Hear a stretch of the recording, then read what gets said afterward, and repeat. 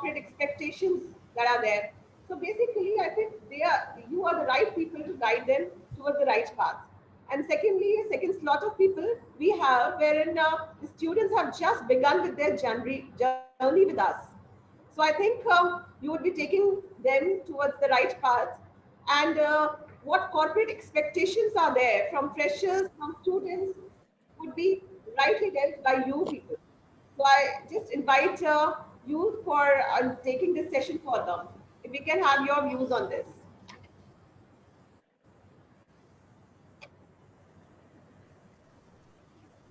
Okay, thanks, Tejani ma'am, and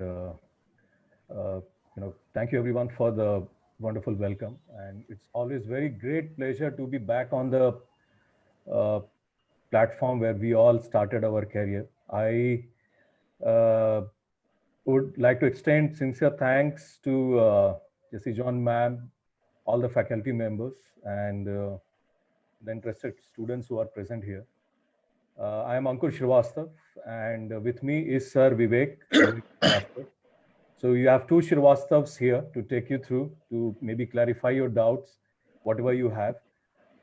It would be my pleasure to welcome and introduce Vivek sir to all of you from my own words. And it would be my humble request for him to begin the session because as a senior, he was 1 year senior to me in the college. I was 2006 pass out and he was 2005 pass out. He was one of the seniors who was born leader.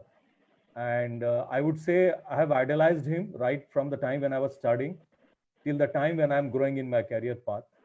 So Vivek sir, I have no better words to explain you right now.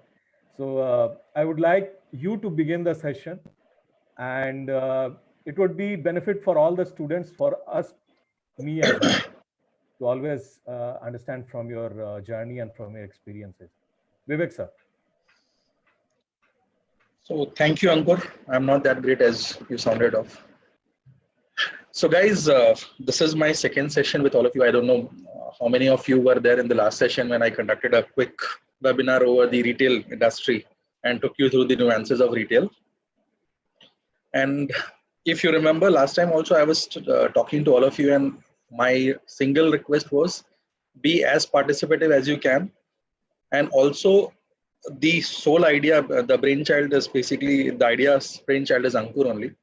He only introduced me to this concept and thought that we could definitely help our students, current batch students, through whatever knowledge we have earned over a period of 10 to 15 years. So the first thing, before giving any kind of gyan on either retail industry or an auto industry, you should know what do you want to take away from this session. That should be more important. So as Director ma'am was telling all of us that few of you are currently studying and few of you are on the verge of passing out. So you guys, what I was also discussing with Ankur and the other day, the most important thing for you guys, are you corporate ready? One is placement. Another is, am I ready to face the corporate world so that I can easily climb the ladder?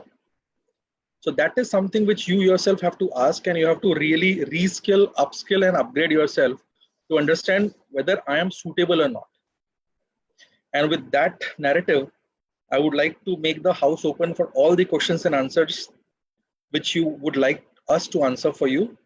And trust me, no question is great, difficult, tough, silly.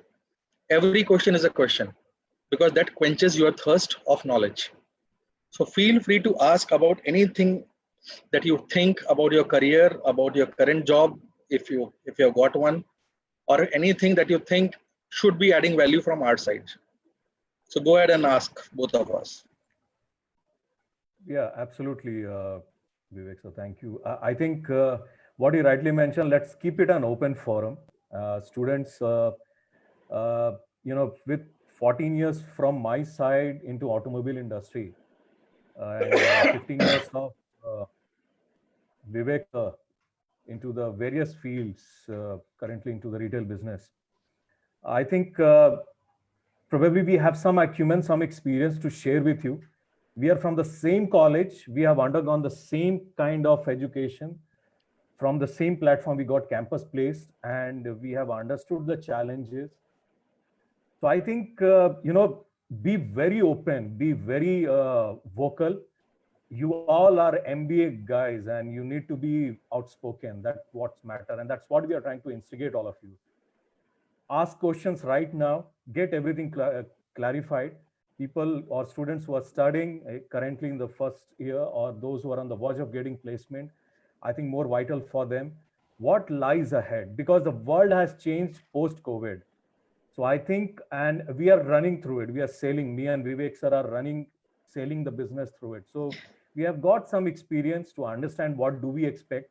We do campus placements. We have done across India, even in IIMs. So we know what to expect. So I think rather than we speaking from our front, I think we would like the session to begin, and we would like maybe the third semester students to begin their questions with. I think Director Ma'am can support us on that. And one by one, we can have an open forum. Clarify your doubts. Be very, very open. Like what Mr. Vivek mentioned, no question is simple or no question is complicated. There is no, every question is as important as a second one. So let's be open about it. And we'll be trying our best to, impart as your seniors, as your super duper seniors, to guide you that after coming out from Mansarovar, Jaipur, what we have gone through and how could we catch up the ladder. And trust me, it is the campus where you are competing with your students. When you go out, you will compete with various bright minds from various other colleges. It will be students, when you grow up into ladder, you'll be finding your co-colleagues from IIMs. You have to compete with them. There will be guys who will have a much higher IQ level, who will have probably, an experience. Does that matter? Does that hamper your career path? Or what should you keep in your mind? How should you grow fast? That's the question you all should be asking. I think let's be very open. We all are friends here, and let's be very open. So I think, ma'am, I would urge the students to begin. Just to brief, I am, once again, the two faces which you are seeing on the camera is me with a bearded face is Ankur Srivastava, into automobile industry for 14 years. And the clean shaven one, good looking, handsome guy is Mr. Vivek, into retail industry. So we have two different aspects to ask questions from. I have experience in domestic and international business, both. So you can divide your questions and begin now.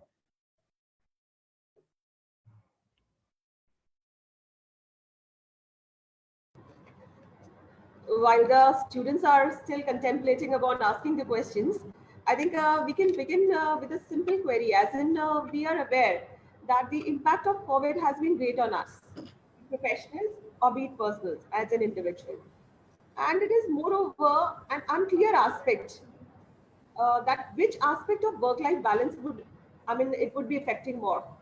As it unclear which aspect of work-life balance will return to normal and which aspect would be altered as a part of new normal. Can you just throw some light on this particular aspect so that while the students are still contemplating and asking you questions?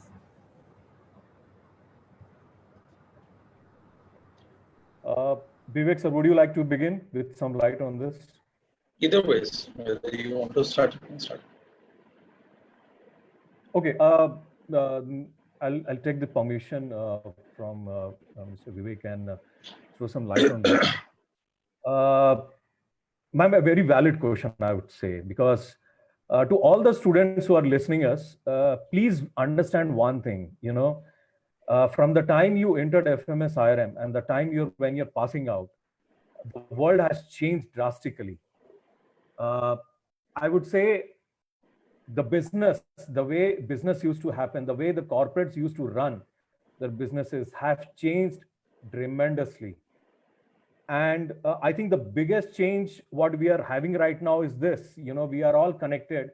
We are still pursuing this, interaction, which either could have been done physically, coming to the IRM campus, having one-to-one discussion, is shifted to a webinar kind of platform. The first thing what you have to understand is the business has not stopped anywhere. Across the world, when this COVID started, it first impacted all the Western powers. It first impacted the elite class. It first impacted the rich class. And then slowly it has percolated deep down into the society and it has impacted them and hit them severely hard. A lot of mid-size, small-size industries got closed. But the biggest factor which we are seeing from the past 1 month or 1.5 months is the world is trying to stand back on its feet. The businesses is trying to get back to normalcy. If I would talk from an automobile and from an international perspective, I would say things are trying to come back to its normal. And I think my guess is maybe another 1 year when we will have, the normalcy settled back, but with a change. Now, what is this change? Or what is the current situation? The current situation is that all the countries, the Western countries, they have resumed back to normal in terms of doing business. Coming back to India or the perspective of Asia, I think, the struggle is still going on. Countries like India, where the COVID is impacting, there are a lot of changes which have happened. The enmity with China, the trade war of US and China has impacted a lot of industries here, even the automobile, because a lot of raw material used to get imported from China into making whether two-wheelers or four-wheelers. But at the same time, the new normal which is rising up is that all these things are getting developed in India. The promotion of Make in India is, I think, making true sense in the current scenario. This has got a lot of expectations from professionals. The expectations have changed from working professionals and from newcomers like you. I think the biggest change, what is expected from the entire fraternity of professionalism, is the requirement of agility. A thing which was to be done in a matter of 1 year now probably has to be done in a matter of 1 month or 2 months. Agility, you have to be flexible, very, very flexible. In my core business, we have tried to survive our automobile sales in the current pandemic situation. And if you guys are reading the news article, you would have known or you would be aware that last month, the automobile business in India has surpassed the automobile business done last year. Now, this is a big change. All of this has happened because of, flexibility, agility, quick decision making, extreme stretching of your resources, utilization of your resources to the max capacity, to 100% capacity. And I think this is something which is required. I think you guys cannot be anymore having the same mindset now. The complete expectation in terms of corporate world, in terms of being very agile, is expected out of you. And I think this is the new normal. I think maybe, when I got campus placed from FMS IRM and I was in Mahindra Rise, I was given 6 months of my period as a training period where I was given technical education and I was given trainings about how sales, and that was my first job. I didn't had any prior experience to that, a young, fresh mind, and I was given 6 months. I would call it a honeymoon period where I was paid complete salary and I was trained. I think this will no more be the luxury which, pass outs will have to face. I think the expectation would be quick, agile working, understanding, faster gripping of the concepts, and being a productive manpower would be the requirement. I think this is the new normal from my understanding. And the world is changing extremely fast. Like I said, in despite of the COVID situation, the business of four-wheelers or automobiles have surpassed the last year. So you can imagine how the world is changing fast, despite of so many deaths, so many cases rising in India, almost 100,000 or 1 lakh cases every day. I think this probably is the new normal. We have to live by it. We have accepted and we have to live it, and at the same time continue and grow our business. This is from my side. And now I would request Vivek sir to share his view. Thank you, Ankur. So very well said. And I think Ankur has rightly drawn the perspective about how the world looks like post-COVID. So first thing which I would like you to understand is how this entire value chain works. Whether COVID or pre-COVID, you have to understand how the entire business cycle works. So for any business to happen or to flourish, there has to be something called demand. And the demand has to be met with some kind of disposable income with your targeted growth. Now, what has happened here is business. The first step which any corporate does is in terms of rationalization. That rationalization can happen in terms of people, resources, in terms of inventory, in terms of any other direct or indirect cost. Now, the easiest thing for any corporate as a first thing, if they are not extremely people-focused organization, the perks. Now you'll have to understand as a student, as an MBA student, that what exactly happens when you plan your business on a certain assumptions, and that assumption is based on a certain value of demand. That value of demand is again pivoted on certain amount of consumption from your target group. That target group is sitting on a certain disposable income. So now when the salary part or perks part or joblessness happens in any economy, basically what happens is we start prioritizing our expenses. Most urgent, important but not urgent. There could be a couple of buckets. Now, in case of discretionary spends, the first thing what you would like to do is to focus more on your F&B, your education, and your well-being. In terms of discretionary spend on any kind of luxury goods, or forget about luxury good, even for the goods which may fall under your discretionary category, like an apparel or footwear or any kind of automobile for that matter. These are the few purchases which can easily be postponed by any customer, because for him that is not very important. What is more important for him is to pay his kid's school fee. What is more important for him is to keep his insurance policies active. What is more important for him is to keep the clock alive so that his savings for the doomsday, his overall earning perspective, his overall well-being is being taken care of. And best function of that, he tries to compromise on the other discretionary spends.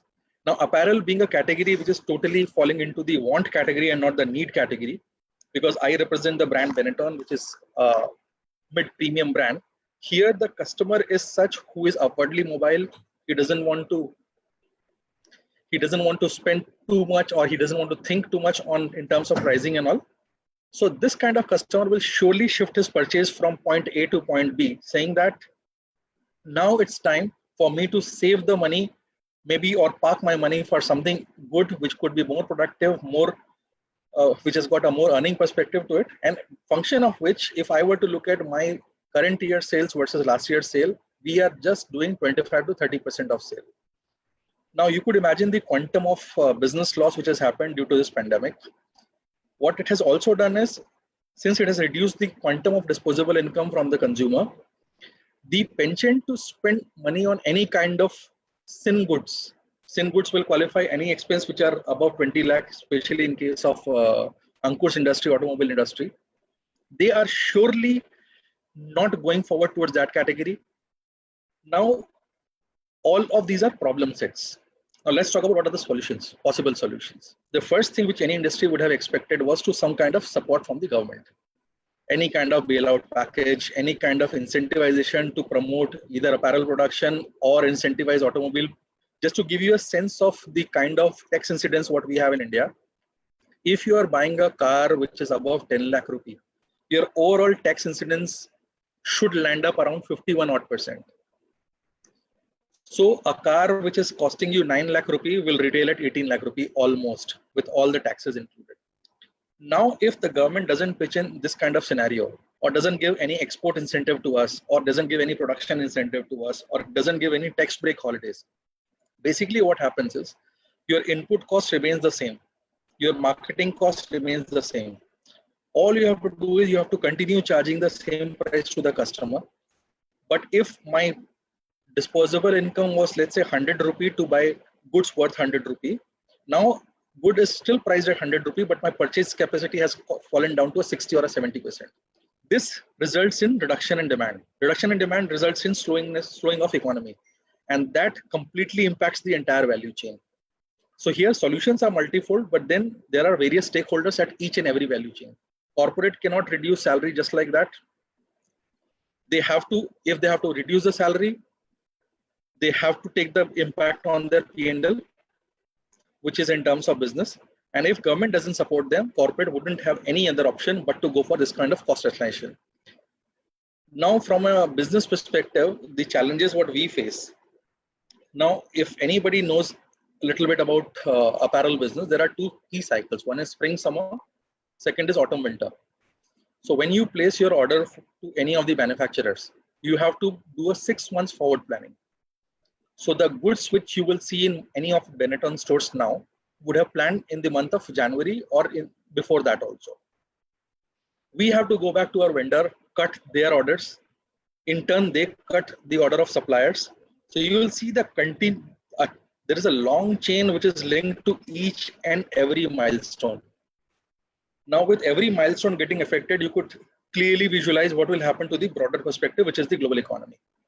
Because we are basically, you could see it like a necklace wherein there are multiple pieces which are joined together. If one breaks, the entire chain breaks. And that is how post-COVID scenario is for you. Now, I would like you to understand 4 key letters, which I'm sure the esteemed teachers must have taught you. There is something called VUCA. Are you guys aware about it? Or has it been taught to you guys? Ma'am, if you could comment. Are you guys teaching VUCA? Yes, yes, certainly.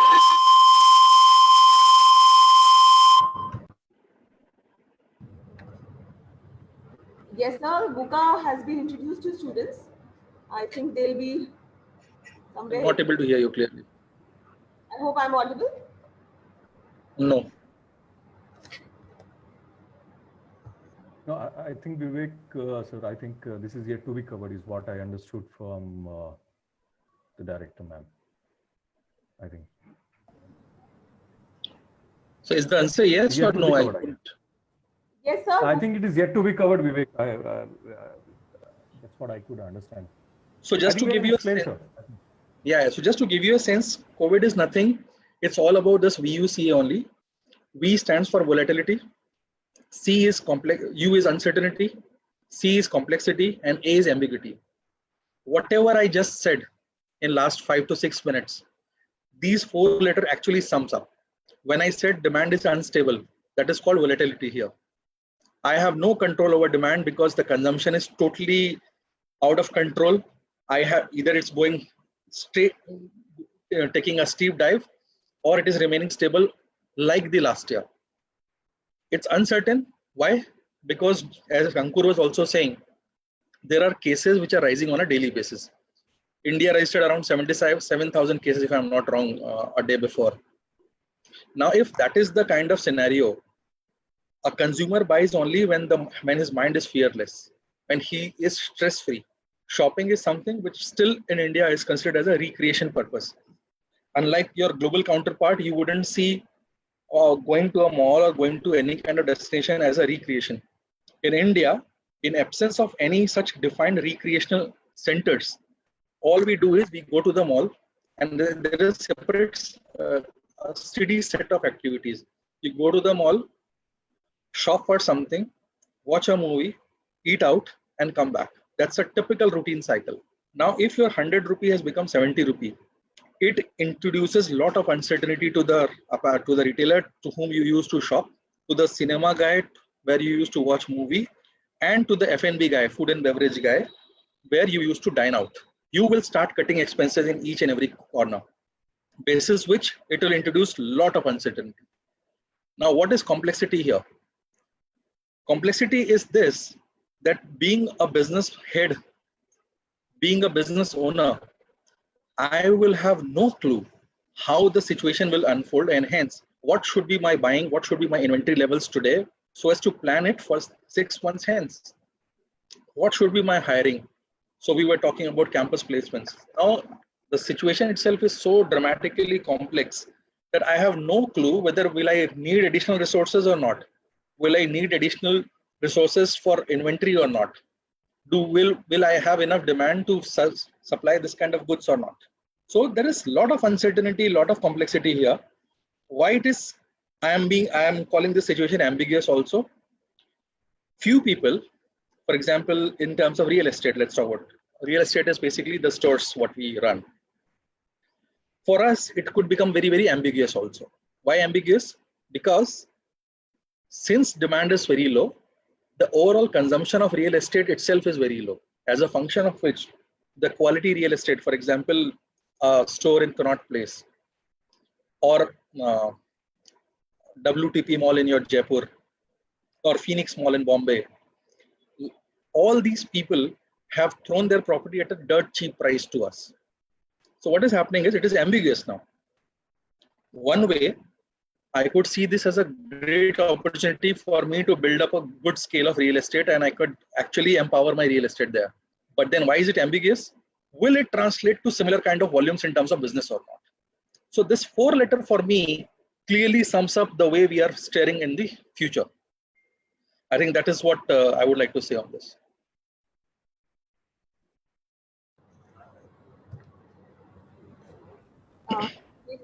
The word VUCA model has been introduced to the students, and I think with your clear clarity that you have given to the words, I think they'll be more interested to know more about it.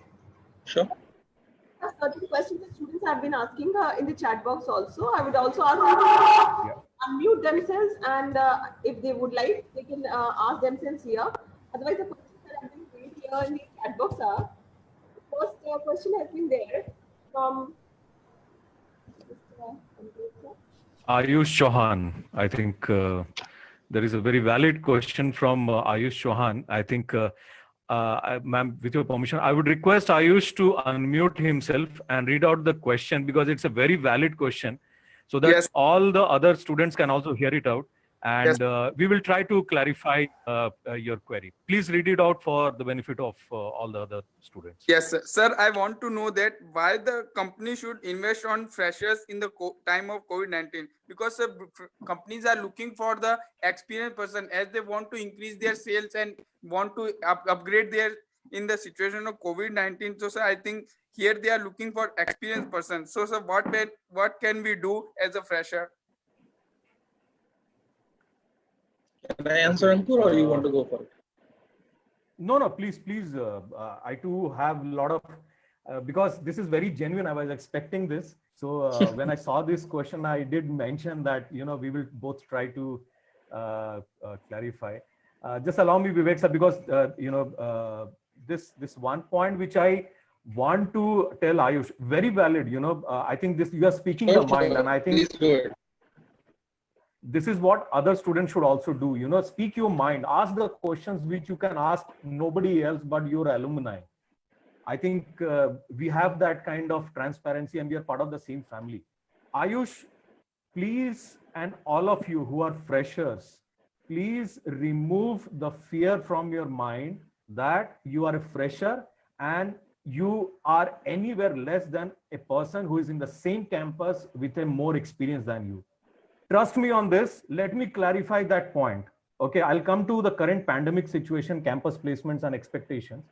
But let me clarify one thing very, very loud and clear here is that I was a fresher when I joined FMS with an engineering degree and no experience. There was no pandemic. It was a different situation.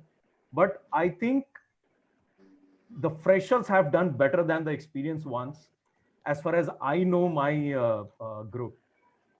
Okay, so remove this factor. This is a very valid question, but I think you should get rid of this as soon as possible. All of you, if you feel you are a fresher and you are somewhere lesser than or lesser, job, qualified than an experienced person, I think it's a myth. It's an absolutely myth from a corporate point of view. Don't worry about it. Okay, rather the organization experience, I think Vivek sir also would agree with me more than 100% on this, that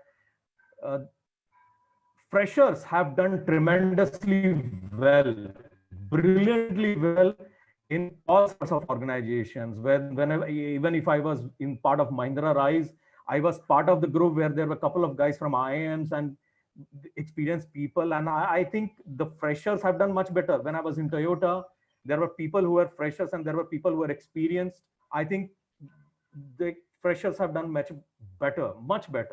So I think the experience and the scenario has proven that freshers have a much better acumen to catch things and do things fast. Agility, I mentioned that in the first statement. I think these freshers will always have. That doesn't demean the experienced people. I don't want to demean them.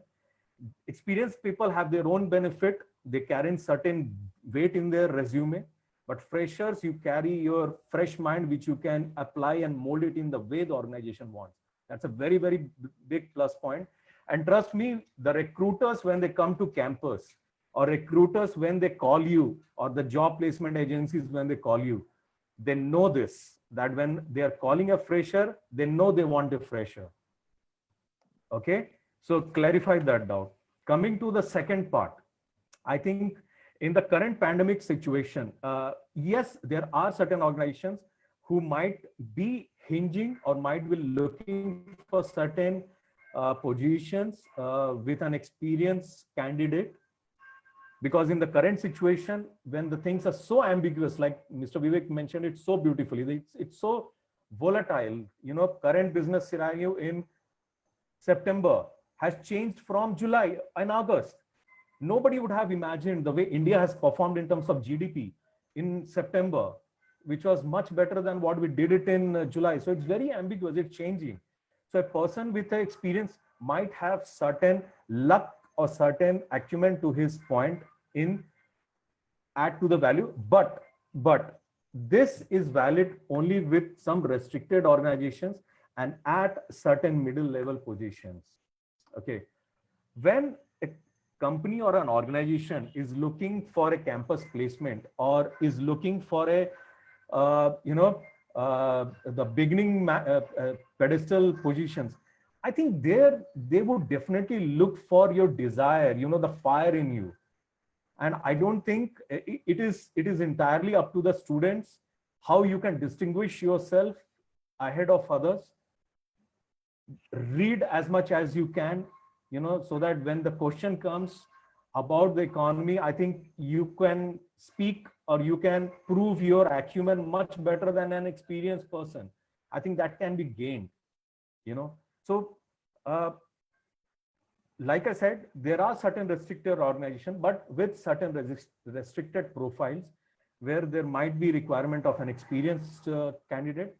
I think apart from that, even when organizations in automobile industry, when they have started thinking of doing campus placements, I mean this, the automobile companies have again started thinking of doing campus placements for the operational positions to begin.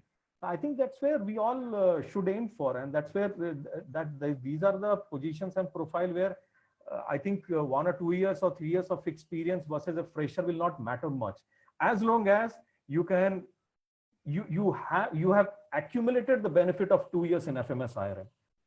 I can give you live examples why me and Vivek sir are here. We passed out from the same platform. When I was sitting in the Mahindra Rise group discussion, which was a qualifying round, I think there are a lot of other batchmates of mine who were much experienced than me. And the position also, what they were looking for was an assistant area manager kind of profile, and not just a territory manager. So I think they would have easily picked up an experienced person, but that didn't happen. I'm giving you a real case life study. That didn't happen. Probably my past few days into sitting continuously into the library, understanding how Mahindra work or how automobile works, helped me sail through, and I could prove that I am much better a candidate than rest of the others. I think you should have that kind of fire in you.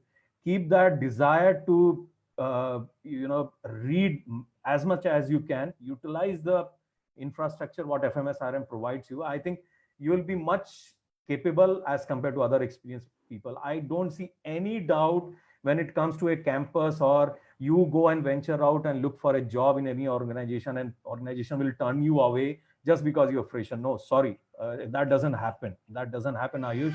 Keep all that thing away from your mind. I think let me I put that in a very emotional touch. So for you to get straight away into your heart and mind. So be very, very confident. Be confident, man.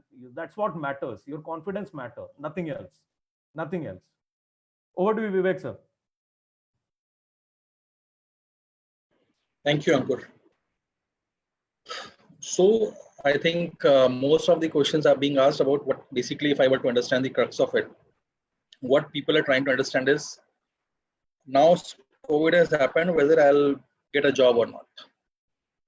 That's the fundamental question here. And the other question, what I could also understand was, now since there are a lot of experienced people in the industry, why a fresher would be hired? No doubt, both the questions are equally valid and remains a concern. So first, make up your mind. Yes, this is the situation. I would urge you, Ankur has very well phrased all the quality that you should definitely be having. I would just like to add one more thing. Do not live in any kind of dream world. Face the reality, understand the situation, because neither IRM nor me nor Ankur, anybody else can help pandemic situation.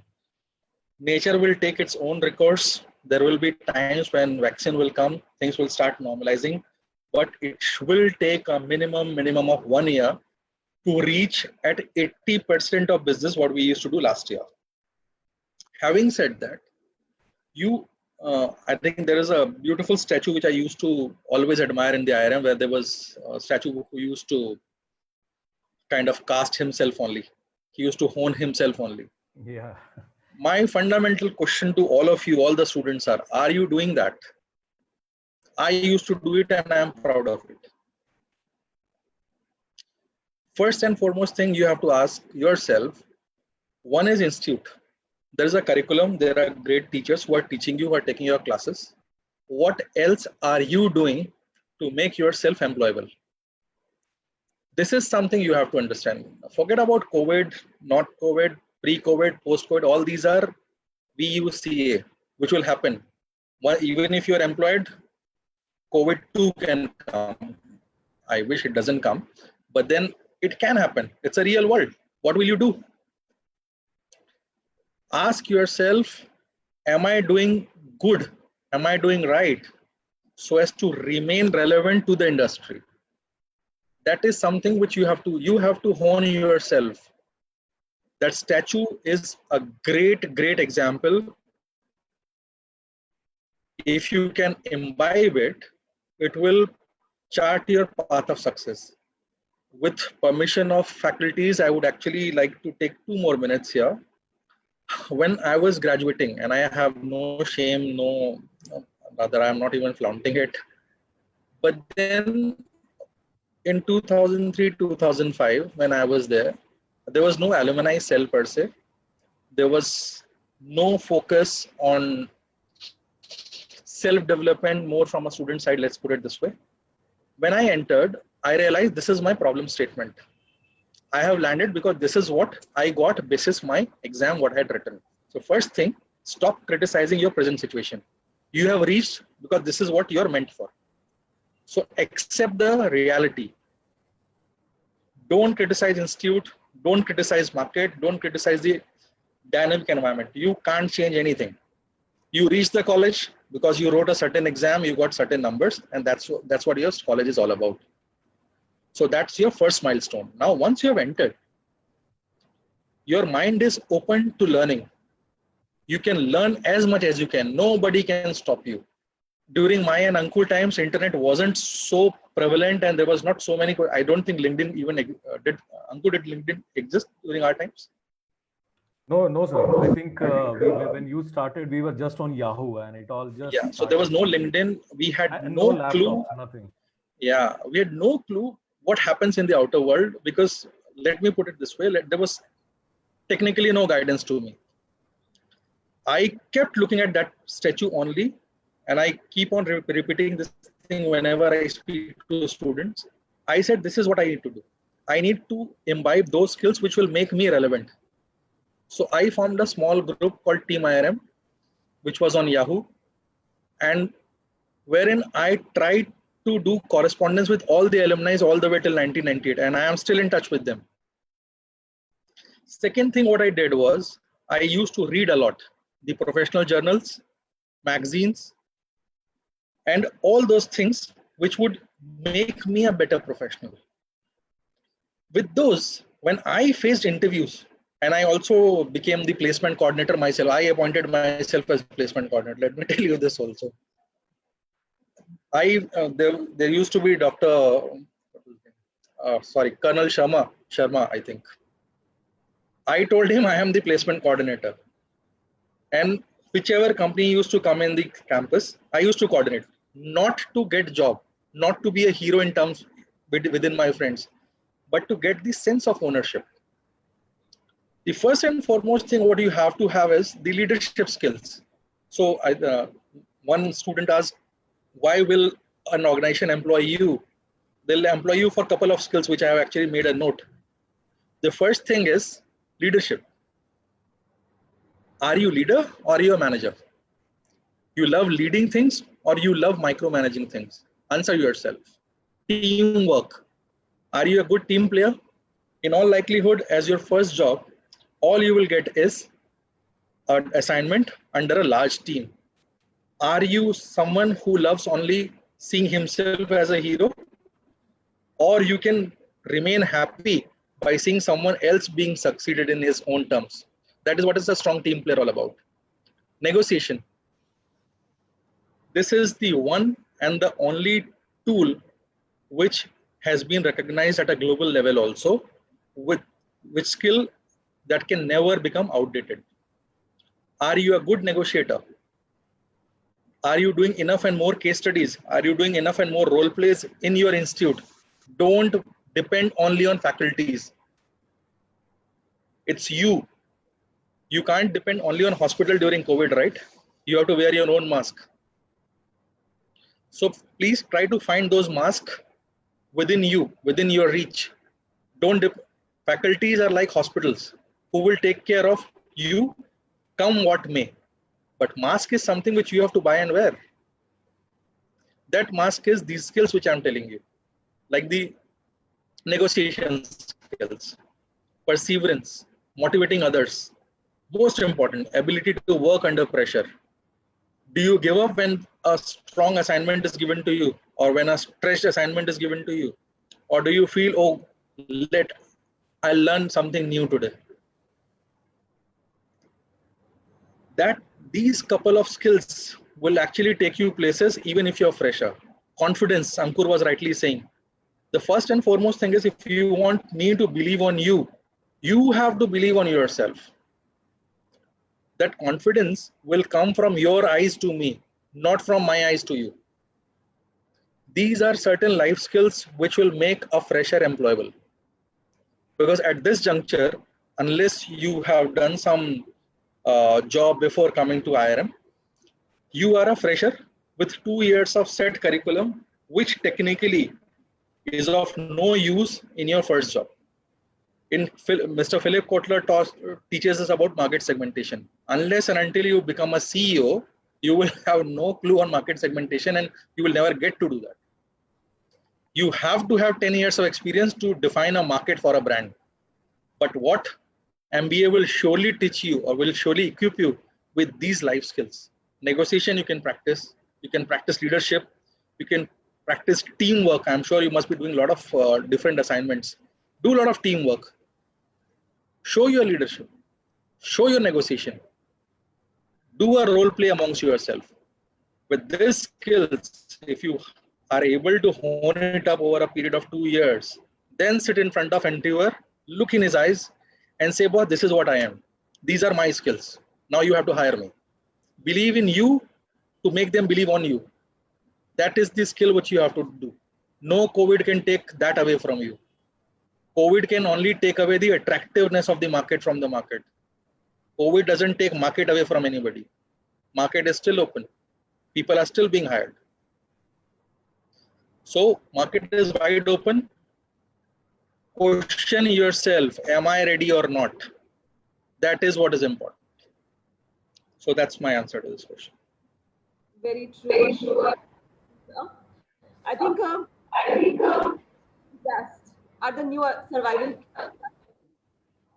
I think similarly, taking it further, I think Aishwarya also has raised a question and would be willing to ask the question. Aishwarya, you can unmute, Yes, ma'am. please. Hello, Vivek sir. Hello, Ankur sir. Hope Hi. you both Yeah, are hi. doing well.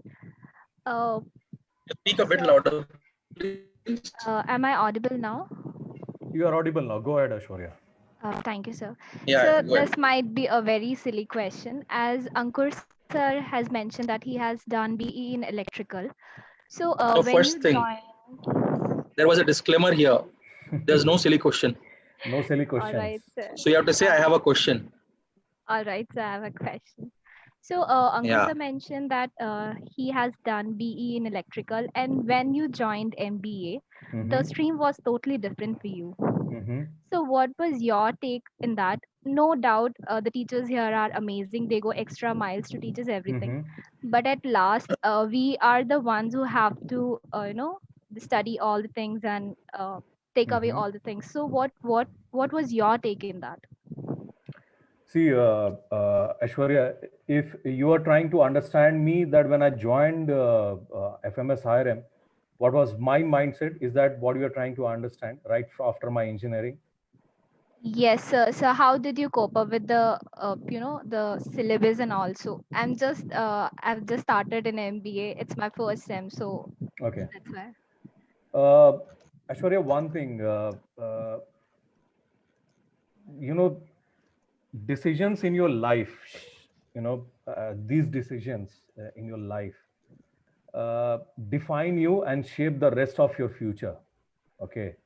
So when I passed out from my engineering, and I was very clear that I have to go for an MBA because I have understood on those 4 years that, I have certain inclination towards public speaking, towards book reading, and I can't be contained on, a tech kind of job. So that's why I joined MBA, and I was very happy, and I was very confident, like what Vivek sir mentioned. You get what you deserve. And when I cracked, and when I was joining FMS IRM, I know I had not cracked CAT with a 99.99 percentile, and I was not joining an IIM. I was joining FMS IRM, and I was proud of it. Let me tell you very clearly, I was very proud of it. And when I came here, I was very clear again that I have come for an MBA, and I hail from a very simple, modest, middle class family. Aishwarya, I took up education loan because beyond engineering, my father couldn't afford my MBA. And when I was very clear that I had to do, I took up an education loan, and it was double of what fees and other things included. And I was very sure in my mind that these 2 years, I have to shape myself up. I have to make the most out of it. And that was very clear in my mind. So when I joined from an engineering stream to an MBA stream, of course, there are cultural changes, the way engineering student behaves, and the environment and an MBA culture is totally different. Yes, But sir. are you an engineer, Aishwarya, by the way? Yes, sir. Okay, Yes, okay. sir. So I understand that validity of the question. But that's where your, that's where your skill will shape up. An engineering student studying only, I'm very sure, when the engineering student exam comes for, when I was in engineering, whenever there was an exam, probably just the last night I would study and I would manage to pass the exam. Okay. This is not the scenario with MBA. And that's what I had to change in terms of my mindset.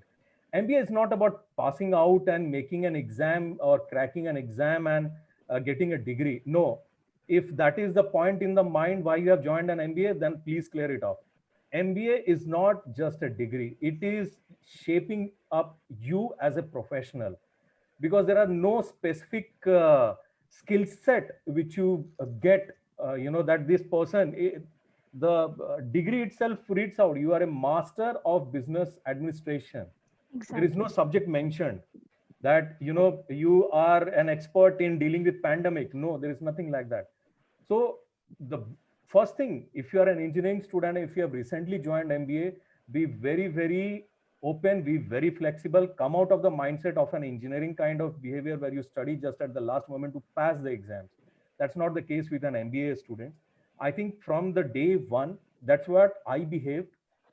I was very clear in terms of my mindset that I have to pass out from here, get a decent job, get a decent salary, pay off my education loan, make my own house, make my first car before my other colleagues could buy. I had that fire in my mind. I had that fire in my heart. So right from day one, I was studying, I was utilizing the library, I was trying to coordinate with other students. And like what Vivek sir mentioned is very, very apt. You have to be on the on the on the campus, on the books, in the library, into the economy of the world, in the Indian economy all the time.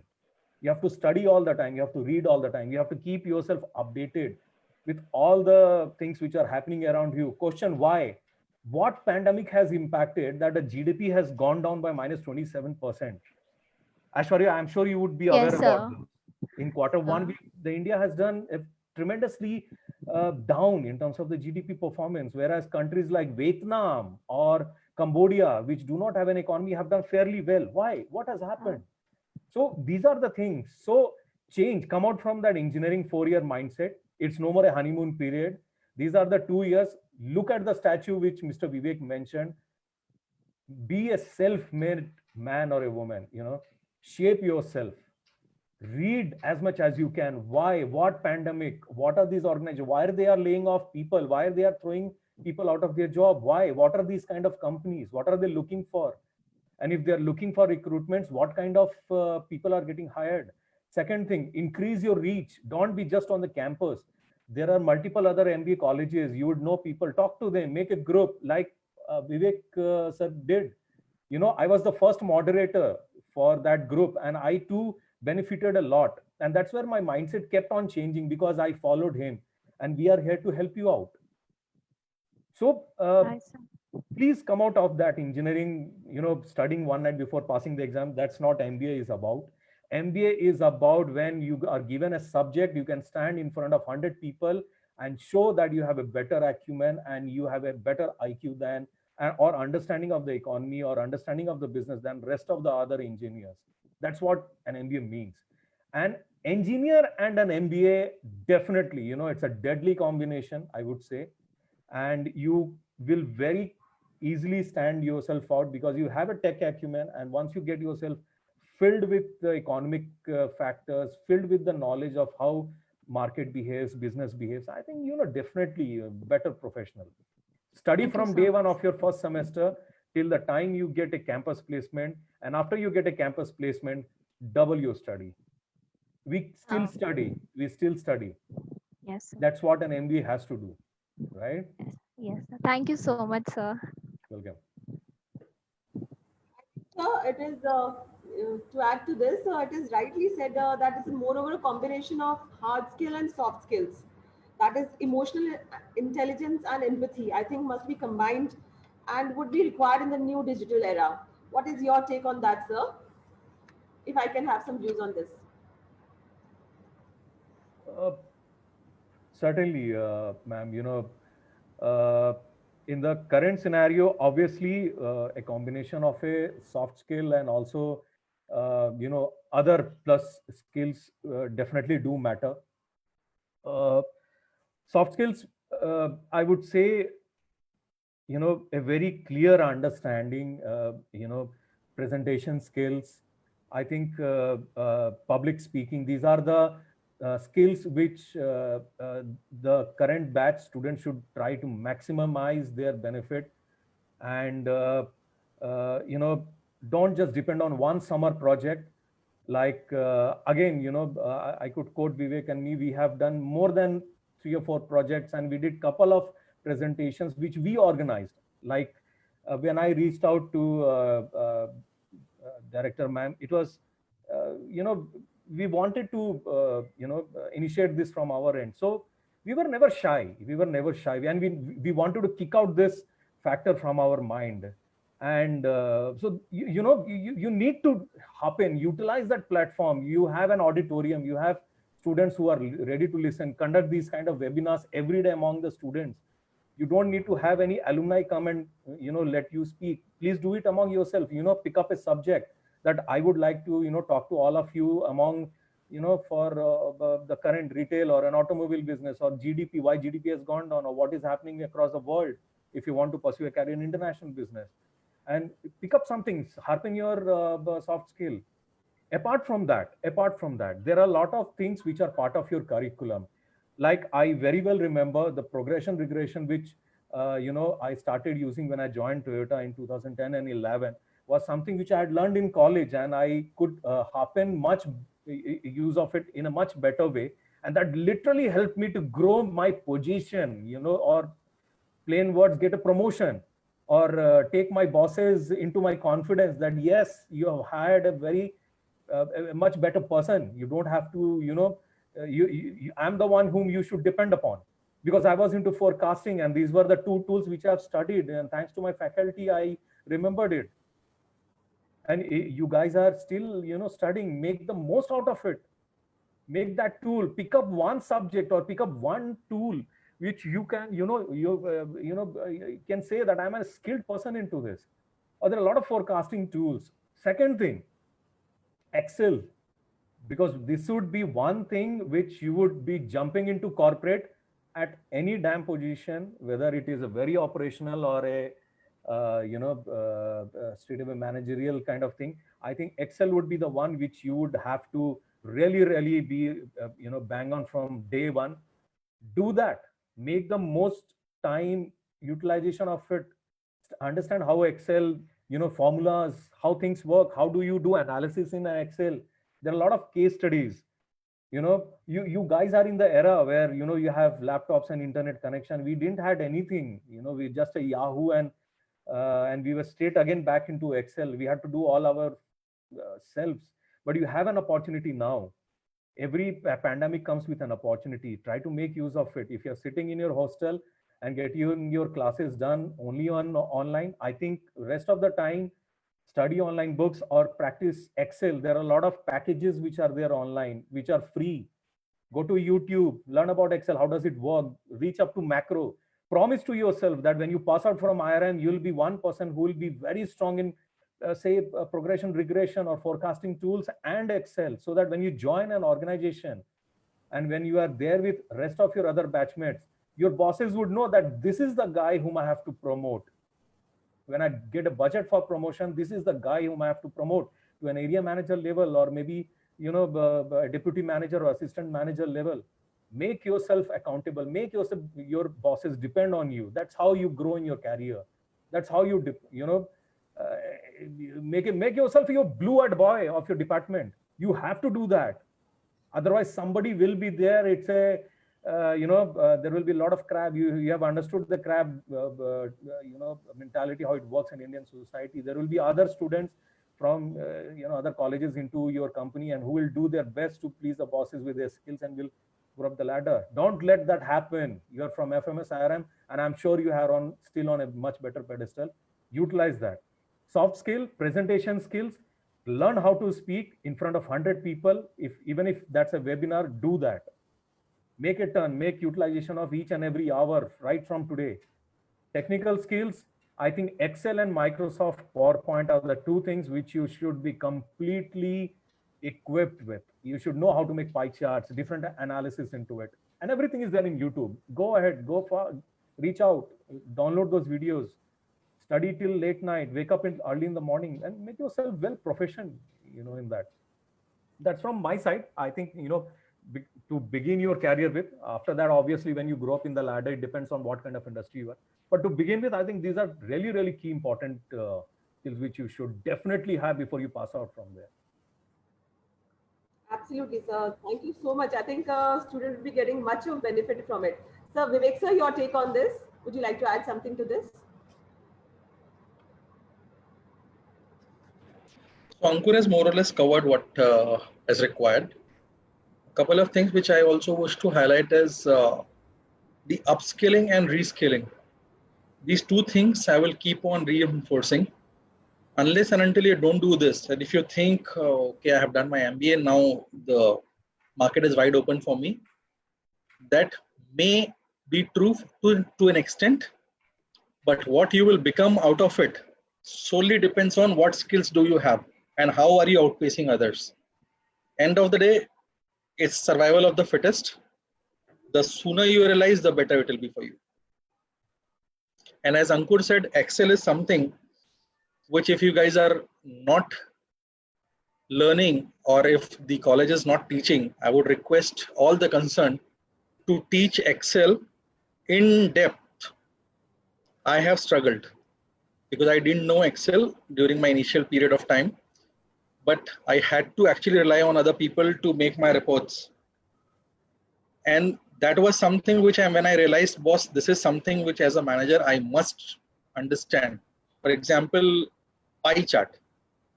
I really don't know whether people, I'm sure now with advent of time, people must be knowing how to make a pie chart or how to make graphical representations. There is something called pivot, P-I-V-O-T. I think 99% of students might not be knowing about it. And pivot is something which you will definitely need whenever you are doing any kind of data analysis.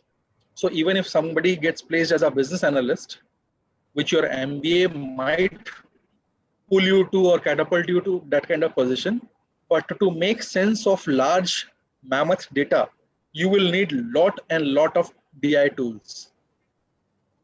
Unless and until some tools which will be taught by your employer, because those are very specific, but as basic as Excel, this is something which you have to do. This is no longer a skill. It is a prerequisite in an MBA. Don't think you are going with an added skill. You are not doing any gratitude to the organization. It's something which you have to do for yourself, that if somebody is asking you to do some kind of reporting, then you know how to do and what to do with the data. So learn more about life skills. That is more important for all the students at this juncture. Absolutely, sir. Very important. We have in minor advanced Excel from this particular year. The choice specifically focus on their Excel as another requirement. That is all we have been trying to to build the skills. Now also has a question to be asked. If you raise your hand, you have a question. Please go ahead. Good afternoon, everyone. Sir, I am from semester 1 and it's my starting for the studies. So I am targeting my multinational companies in future. So, sir, what all things I should ponder on, or what all skills I should have to go in a big multinational company, or the company should see that this is the right person to give job?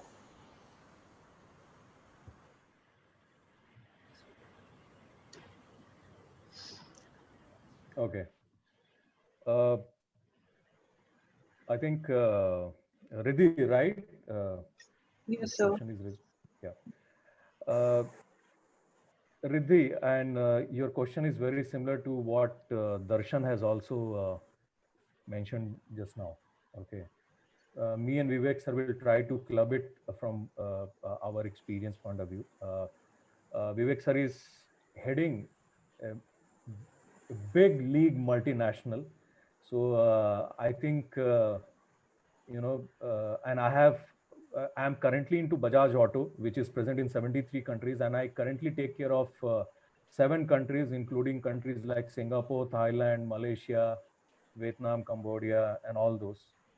And before this, I was in Toyota, which is the which was the number 1 brand till last year in the world. It was even ahead of Coca-Cola.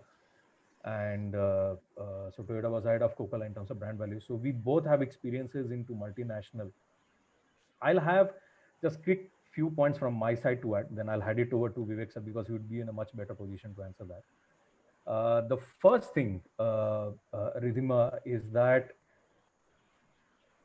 actually, a lot of points we have already covered. The first thing is, I think, is the confidence, that self-belief in you. Trust me, this is not a gyan which I am trying to pass it on. Okay, this is a lifetime experience. It's for you, Darshan, as well. Let me share you to both Ridhima and Darshan in specific, and also to all the other students. Small background to what I am. Okay, so I hail from a very small city from Jharkhand, and I had a schooling from a simple, school where, basic kind of school, and then when I passed out from school and I joined engineering, I was a very big time introvert. I was a very big time introvert, and I hardly could do any public speaking. Neither I was good in English, rather I was pathetic in English. Okay, and this is real life example which I'm sharing, because then you would connect. Okay, rather than me connecting some any big shot, I'll give you my our own example. Uh, so I was a very shy person. I was a very big time introvert with no kind of English speaking. I'd never addressed a person. I was very shy with girls. I couldn't speak to them. I would sweat. That was the kind of person Mr. Ankur was a long time back. And then I joined engineering, and then I understood that these are my weak areas, and I started working on them. I was not bad in studies, but I was not good. But when I joined engineering, understanding the kind of humble background I had, I strived and I passed out with distinction. So one thing which I did during when I was doing my engineering was that I tried to uplift my IQ level, try to make my technical acumen strong. And then when I joined MBA, I decided that I will be an MNC ready, the query which you have raised and the point which Darshan is asking. Yes, sir. I also thought I would be an MNC ready. So that's where when I joined MBA, I voluntarily used to talk to people. I, right from day one, started conducting small groups discussions by myself, not for the benefit of others, for my own benefit, to get rid of my shyness, to get rid of my introvertness, to come out of this, my comfort zone. I wanted to push myself to come out of the comfort zone. Why? Because I had, no backing. I was depending on the college to give me a placement, and the college was depending on me, that how Ankur would perform in a group discussion when a company arrives. That's what they can do. They cannot shape me beyond that point. They can provide me an opportunity, but to grab that opportunity lies on me. And that's what I did, Ridhima. Right from day one, I was conducting small group seminars. I had seniors like Vivek sir. When I joined hands with him, whether it was talking to alumni, I used to take my cycle. I didn't have any money to buy any scooters. I used to take my cycle, go and talk to alumni who were there in Jaipur, or go in a bus, go in an auto and meet alumni. And I used to talk to them. Assignment was given by Mr. Vivek, and I used to go and talk to them that how have they gone, what are the qualities that are required? Please help me out. I have a education loan to be paid. And all that literally helped me. By the first year, I think I was successful in overcoming my public speaking. And this is the first thing, Ridhima, what you should do. And Darshan, my advice to you, please come out of your comfort zone. This is not the reason why you have joined MBA. To be in your comfort zone, then you are not in the right field. If you have to be in your comfort zone, probably IT would have been much better, where you are alone in your desk and doing your job. When you are in an MBA and you go into a corporate, you have to sit with people and you have to get your work done, or you have to be a part of a team and get your part of the work done along with others. It will always be a teamwork. It's business. It's not an IT project. It's a business. Always a team does it. And once you grow up in the ladder, this thing will certainly help you. You have to be a leader. Ridhima, think that what you want to become 10 years down the line. You want to become a senior manager, or you want to become just a operational level person? If you really want to become a senior or a middle level management, heading a team of 4 or 5 IM students or any other good students and making them get the work done, then I think you have to first have the confidence build up in you. So Public speaking. I have the confidence to speak, but there is one drawback that what I write or what I learn, I always forget that, and then I have to speak by my own. That is the main drawback. Ridhima, I think that's not a drawback. That's a good quality. I think that's a quality, Ridhima. You have to harpen it. So how? Mugging up, I'll tell you, mugging up a data and then speaking in front of others, I think this is something which will not help you for a long term. You know, you have to understand. See, for example, if I give you a subject of speaking on the economic scenario of India, or how the economy of India has shaped pre and post COVID, do you require a write up? No, I think you must study and understand the concept. You need to do that. And if you still fail to do without mugging it up, do one thing: stand in front of a mirror, and before you go out and talk to others or in a public forum, stand in front of a mirror, close all your books, close all your laptops, close everything, your mobile, everything, speak, rehearse, do that. Do it 2 times, 3 times, 4 times, 5 times, till the time you get a confidence. And yes, I remember all the percentages, I remember all the facts, I remember all the figures, I remember what I have to speak, I remember Indian economy during Narasimha Rao period, and when the Chandrasekhar was resigning, Narasimha Rao came up, Indian economy, all those things you have to, imbibe. Stand in front of a mirror, rehearse that. I think that's the only way. That also one of the ways which I also used to do, to remove that, why every time I have to open or make a chat and in front. Don't do that. Don't do that. Stand in front of a mirror, stand late, wake up late till the night, keep practicing till the time you go on your show next day. And that's how you will get rid of it. And you can do only these things by the time you are in MBA, because by the time you get a job, you have to perform, and then you will not get time to, overcome all these drawbacks which you feel you have for yourself. Similarly for Darshan, remove all this fear from your mind, Darshan. You cannot be in your comfort zone anymore. Have that fire in your mind, have that fire in your belly. I have to come out of this comfort zone. I should have the confidence to speak in front of 10 people. You people are from good background. You people have done good education from your schooling. I didn't have that opportunity, guys. I had to overcome all that. You are not in that platform. If I can do it, you guys can do much better. Trust me on that. And let me ask Vivek sir to share his experience. I think you will be mesmerized. Vivek sir, I think you need to share your experience on this. I know. So guys, you'll be very, very personally so well. I know Vivek sir personally so well that I know each and every fact of his life. You guys should understand and listen to this. So our surnames are same, and luckily the stories are also same. So the Vivek what you see today was obviously not the same even, I guess, 20 years back also. I started my life from a very, very small, I don't think even a town will be a right word or not. My father used to work in a company called Bharat Aluminium Company Limited, which is abbreviated as Balco. This is in the district of Korba, which is in Chhattisgarh. That's where from class 1 to class 12 and my Bachelor of Commerce also from the same place. Now, just to tell you a bit about that place, the nearest railway station was, I think, 120 kilometers, and airport was at that time around 300, 400 odd kilometers. So such was the remote area. I studied from a school called Kendriya Vidyalaya. Till class 12th, I had no clue that people need to talk in English also.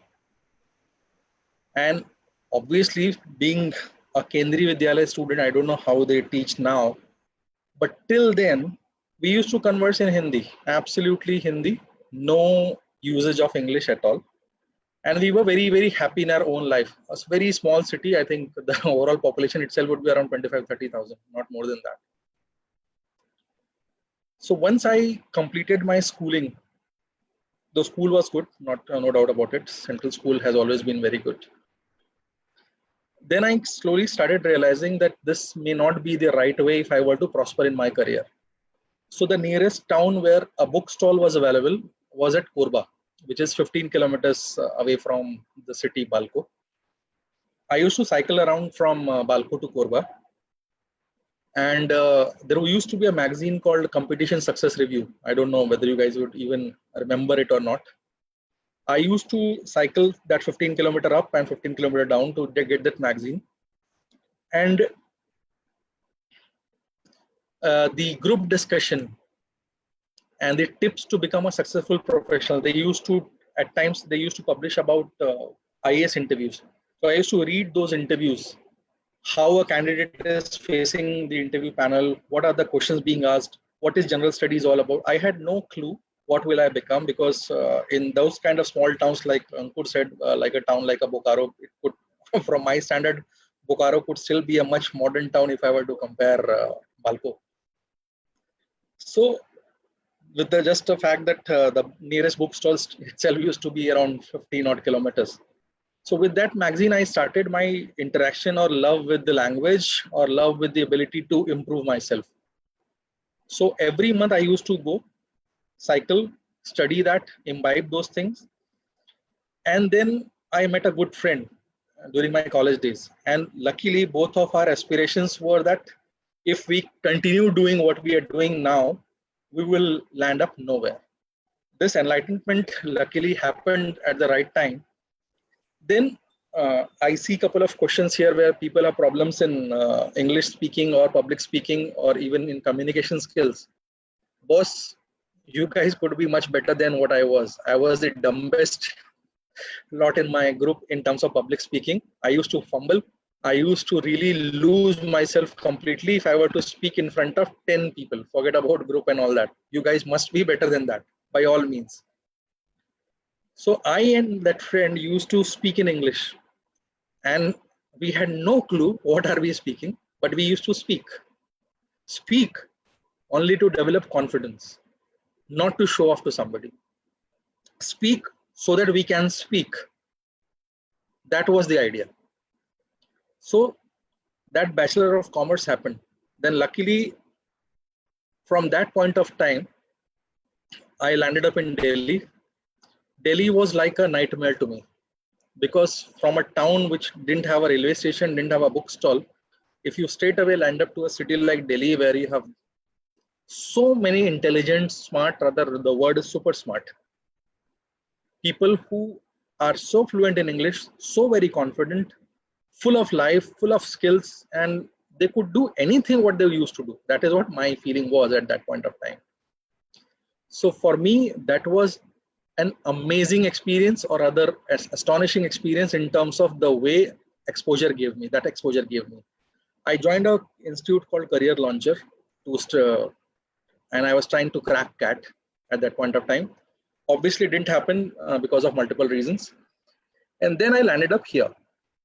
Now, one would think that, yes, the story could have ended there. My first job after entering into MBA was with Sony India Limited. And the first posting was, now this you should actually, if you can derive something out of it, you should. My first job was in Calcutta. In my whole life, I hadn't traveled to Calcutta before. And my job was, and this explanation is to all those who think there is something called comfort zone, who think there is a hesitation in public speaking, or any kind of hindrance that you might have. In that city, I was given the task of channel sales, which is basically selling all the Sony products to all the dealers. And people who are now, Calcutta has changed dramatically, but 15 years back, Calcutta was all about Bengalis and Bengalis. Now it has become quite a cosmopolitan city, I'm told. I used to sell TVs, channel sales to all the dealers, and as the luck would have it, my territory was also upcountry West Bengal. So I used to travel by the local train to all those small suburban towns. Even if there is a Bengali person here, he would know. There's a small town called Uluberia in West Bengal. That was my topmost dealer, and I didn't know the language itself. So there were two options, either speak Hindi or English for me. And luckily, the guy didn't know anything, neither Hindi nor English. I would speak to him in Hindi or in English. He would talk to me in Bengali. And then I had to meet my target also. I literally learned Bangla language for this purpose. And how did I learn? Because it was real time. Every day I had to face my job. I learned it from the buses that used to cross. They would luckily write at that time, and I think now also they do. They would write the Hindi name, Bengali name and the English name on it. And all the conductors, bus conductors, because I didn't have so much of salary at that point of time that I would go by cab and all. I used to go by bus. From there, slowly and steadily, I picked up language. And till date, I am fluent in Bengali. This I learned only to survive. Boss, trust me, there is no comfort zone and all. If you have to win, you have to work towards it. This is a jungle, trust me. And if you don't have that survival skill, you will perish.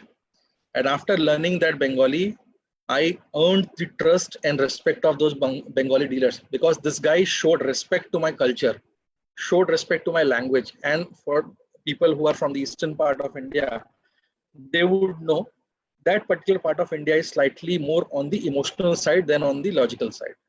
Not that I am meaning otherwise, but for them, emotional connect, I think ma'am was actually asking that question about EQ and IQ. For them, it is all about that striking that particular emotional chord with the dealer or with the principals. If they don't have that kind of connect, they would not do business with you. So forget about learning any skills of Excel or not. You have to learn at times the language itself. For example, if Ankur is now handling ASEAN countries, there could be chances that Thai dealer may not know English also. He might have to learn a few words in Thai, apart from Swadika. I'm actually able to speak now in Vietnamese and Thailand, but rightly pointed. Yeah. So these are the challenges which you'll have to face. And after that episode of learning Bengali, you won't believe my current interview with Benetton got so well because the HR head himself is Bengali. And he spoke to me in Bengali. My interview happened in Bengali with him. And I cracked it and I'm here.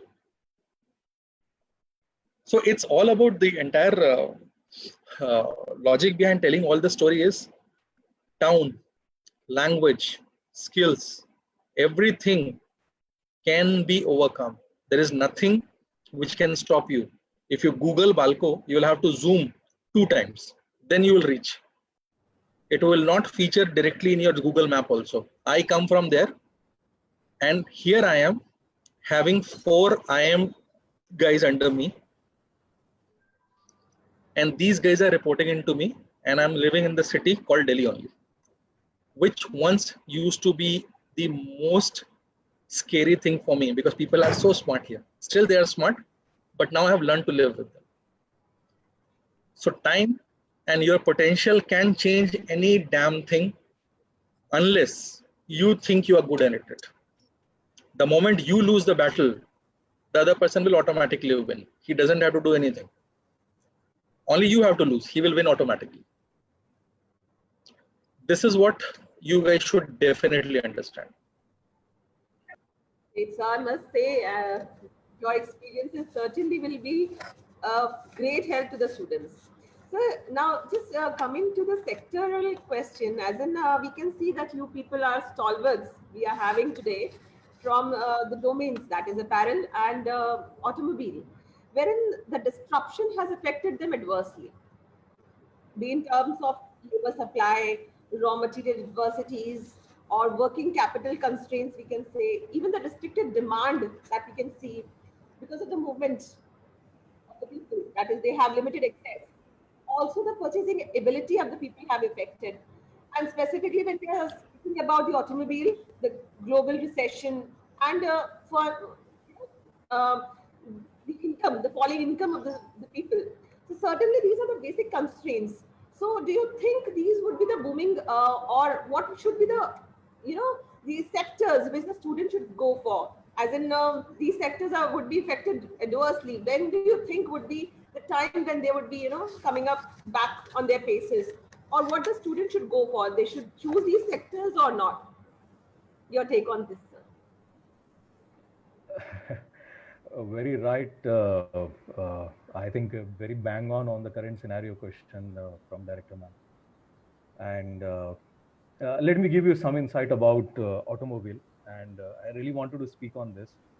You know, first to begin with, you know, I would like to say that there are always two sides of a coin. Okay, so you know, everyone should and must be aware that पर्दे के पीछे की कहानी क्या है, because the way automobile sector or the various sectors which are being hit, you know, globally and even in domestic, you know, we have seen downfalls, and automobile you know, industry contributes more than 12% to the GDP of India. So we are a very, very important industry, and we were badly hit.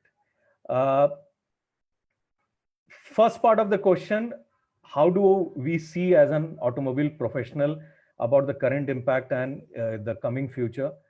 I think, let me tell you, ma'am, the future is secured. There are two points or two pillars on which I would like to quote my this. That you know, the show must go on is the buzzword. You know, the show must go on. So when we all of us, you know, in some kind of leadership position, when we were sitting in on Bajaj in a webinar, and this was the month of April, and we guys were into you know, exports of automobiles from India to rest of the world, and we export to 73 countries. You know, the export what we do is around 200,000 to 300,000 a month, units a month, till February this year. In April, I think students would be amazed to know that our total export was, you know, the wildest guesses would not even reach that, was zero. In April, we were at zero export of automobiles from India to the rest of the 73 countries, from Bajaj to, and we are the largest export house of the country, let me tell you that. And along with me, I'm the only non-IM guy who's there in this department. It's a very niche department headed directly under the supervision of Mr. Rajiv Bajaj. And we are few of the proud members who report to him. And it's a very, very collective niche segment, ma'am. And it's not even easy to get. I'll come to that part later. But we were surprised. We were at zero in April. What to do? We all were, you know, in the webinar, and we had no clue what this pandemic has done to us. Our whole future, our whole this thing was looking like a blackboard. You know, we couldn't figure it out what to draw in that blackboard. And we were all surprised. There were a lot of people, you know, there are 6 to 7 people who report to me their lives, their everything were dependent. We were not able to figure out what to answer to our MD, Mr. Rajiv Bajaj. And then comes May, wherein this various lockdowns were happening across the globe. And so May, when we came, we started to analyze the market. We started to understand from the perspective that what is happening. You know, this pandemic has made everyone sit at their home. There are no businesses which are running. In India is in big turbulence. You know, Pravasi Mazdoor, they are going from one place to other. No real estate, no construction is happening. Will this continue? Is this the future, that there will be no business and anything? This was the discussion what we did in May. Trust me, we had a lot of webinars, and still the business what we did was only 10,000 units of export against 200,000 what we used to do average. We were again surprised. Then comes June. In the month of June, Government of India made certain announcements. There were certain restrictions, but there were certain permissions given to manufacturing units. There were certain, you know, approvals given across many other countries that you can start your business with a lot of restrictions. And that's where we understood that the show must go on, is what the world has understood. We cannot sit in the darkness with no job, no work, no business for more than 2 or 3 months. So I think post June, I think the unlock situation started in India, across the globe. And you see right now, I'll come straight away bang to October, the entire European world has opened up. Italy, which was in shambles, I think people would have, we were binged on their television sets reading news about Italy, how badly it was hit in the month of April, is open now. The amusement parks are open. China is completely open. America, US, so badly hit. They took a hit for 2 months and they have understood, Trump administration understood. We can't go on for like this.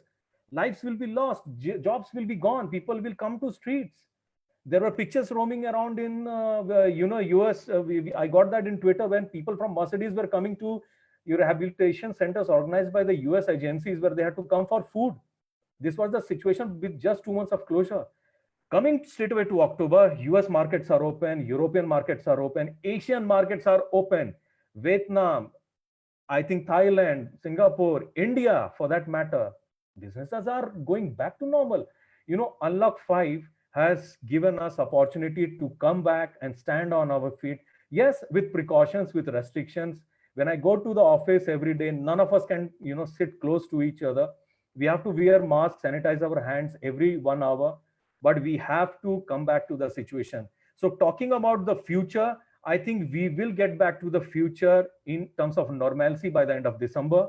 As far as exports are concerned, in terms of domestic automobile sector, I think I shared right in the beginning that in the month of September, the business of four-wheelers, automobile four-wheelers, was 120% more than what we did last year.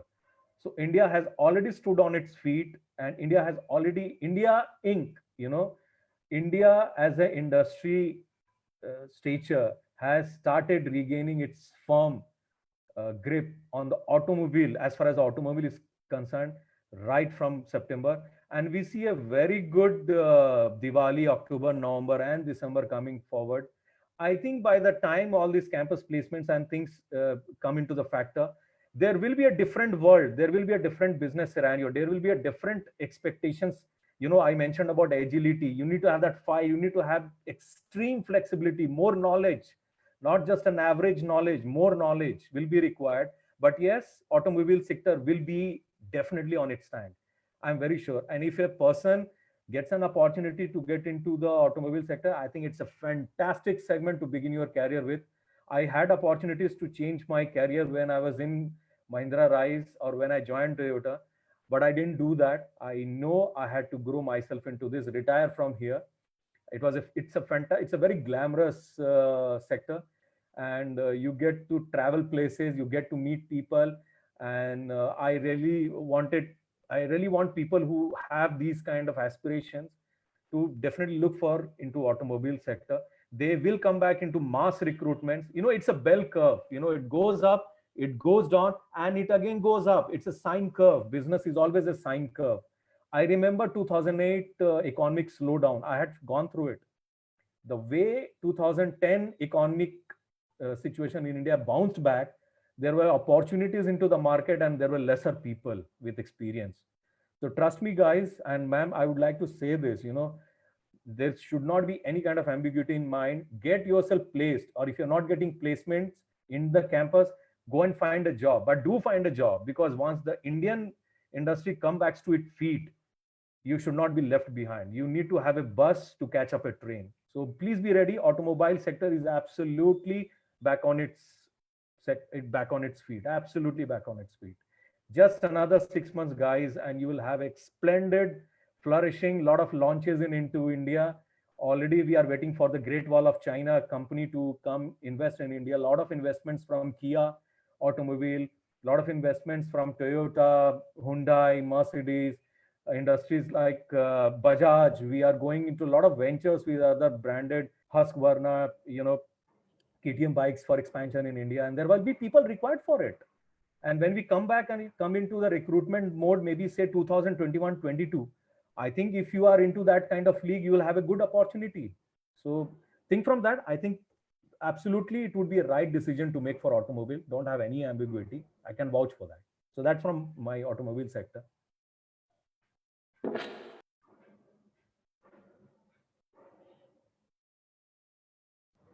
Vivek sir, if we can have your views on this. The question, please, once again, just to reframe the answers. Basically, we were discussing about the sectoral activity that the students might be having. So, as in the apparel sector, again, has received a great setback and is adversely affected. So your take on that particular thing, sir? Yeah, so apparel sector is actually one of the worst affected, and just in second in terms of the overall degrowth after F&B sector, food and beverages. Because as I was telling earlier also, the overall demand has fallen down to the lowest possible level. And we don't see any recovery happening in next 6 to 8 months. We will not even reach 50% of sales in next 6 months. We would imagine 80% of sale to come back by, I think, 12 months from now. And that itself will be a miracle. And that should be possible if some sign of vaccine is available. Otherwise, apparel industry will be under duress for quite a long time. At the same time, what Ankur is also telling, there are two things, one thing in fact, which any company can do. And I would like to actually take you through the case of Tata Harrier. So it's in terms of automobile. Now the entire automobile industry is under tremendous pressure of downward sales. Tata Harrier is the latest model from Tata. This is the only model which has registered 167% growth in pandemic. They have sold 1,694 units in August 2020.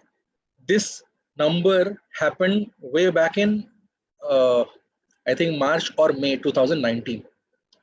So with sheer design excellence and innovation, they have surpassed everything.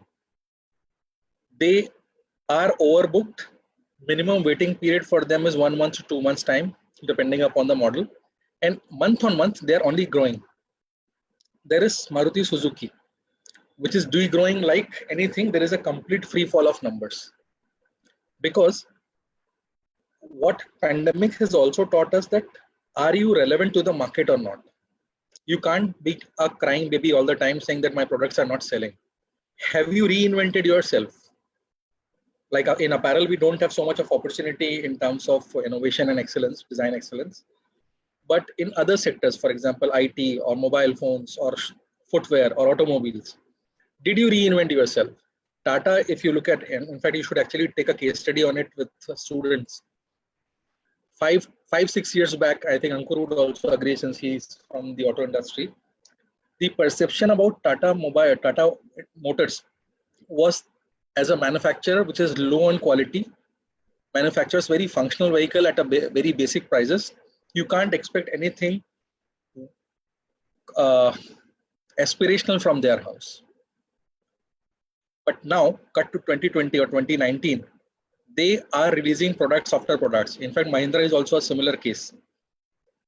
Mahindra was only known to manufacture Bolero and Scorpio, and that is what it was all about. They launched XUV 500, changed the market completely.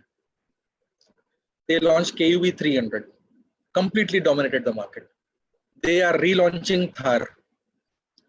They are getting into off-roadings.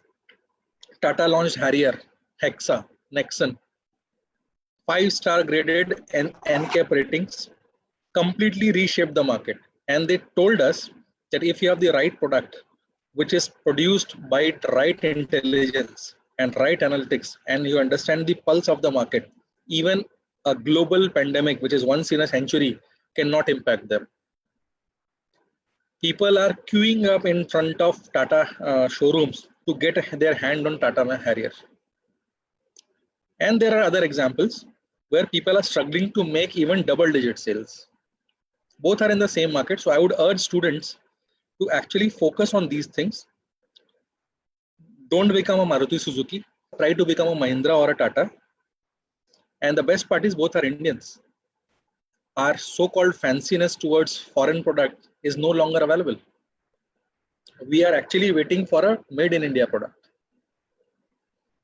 So students can actually learn from this case study that how, if they also stay relevant, if they continue to think that I am an MBA student and hence getting a job will be very easy, you will remain like a Maruti Suzuki. But if you reinvent and become a Mahindra or a Tata, which sense what my customer wants, here your customer is your employer. what they want, what does the industry want, am I still relevant to them or not? Do I still make hatchbacks or sedans, or since the market has completely moved to SUVs, I am also making SUVs or not? So you will have to come out of your comfort zone, come out of this hat of MBA. MBA can only make you sit in the interview. Clearance of that interview will solely depend on what you bring onto the table. So that is something students have to focus. Very true and very rightly said, sir. Thank you so much. I think we have had an elaborative discussion on the corporate expectations and also the sector analysis that we have given a light to the students this way. So, any other questions or queries? I have already taken much of the times of your seniors. Any other queries? I think rightly said by Vivek sir that we have a statue who is carving himself out. That has been built by our founder president, Dr. Thomas Kangan. And today he has been and must be very happy to see that we can see two sculptures perfectly carved themselves out. And they are an examples for all the students here. Thank you so much, sir, for all your time and all your precious experiences that you have shared with us. And I think we'll have a long-term associations wherein you would be coming and guiding the students and would also be as discussing would be there for the internship and also for the placements too. Sure. So much once again, sir. Certainly. Thank you very much. Thank you, Director Ma'am. Thank you, faculty members, and all the best to the students. Be strong, be more employable, and try to work hard beyond all your boundaries. That's what matters. Be a strong guy when you come out. I think that's what you would like to say. My only request to all of students here, don't waste your time. MBA is not honeymoon. Absolutely. This is the last stepping stone for you. After that, you will be thrown open in the market. So don't waste your time in boozing around, doing stuff. Yes, all these things can happen if you wish. But then the more important thing for you will be to reshape, reinvent yourself and upgrade yourself. Then only you'll be employable. And if you think only the pleasure part of life can be taken during MBA times, you are absolutely in a wrong state of mind. You can always choose to do so, but then you will only shape up your life. That is all I can say. Absolutely. The world is very brutal. Let us all also mention that. When you come out of your comfort zone from that Mansarovar campus, let me tell you guys, the world is so brutal. Your colleagues, the place where you would join for your work, it's absolutely lethal, brutal. Only the strong will survive. So be that strong guy. Don't let anybody sabotage you that easily. Make yourself that strong. That those 2 years are different from engineering or any kind of thing. Those 2 years are when you make yourself. You make it or you don't make it. That's the only thing. You will be, and that will continue for the rest of your life. Trust me. Whatever we could make, me and Vivek sir could make out ourselves from those 2 years in campus is what is helping us right now. Beyond that, we didn't have time to, do a mock presentation or do that. No, stand up in front of my seniors and make a presentation. That's what happened. So world is very brutal. Be very strong. All the best. Try your best. Do the best. And feel free to connect with any one of us on LinkedIn. Ask questions if you still have. We'll be more than happy to answer.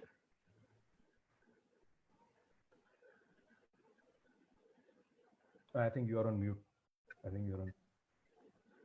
All right. Thank you very much. Thank you. Thank Everyone. Thank you, sir. Thank you so much for your time. Thank you, sir. Thank you, sir. Thank you, You guys sir. are most welcome. Thank you, sir. Most welcome. Thank you. Thank you, everyone.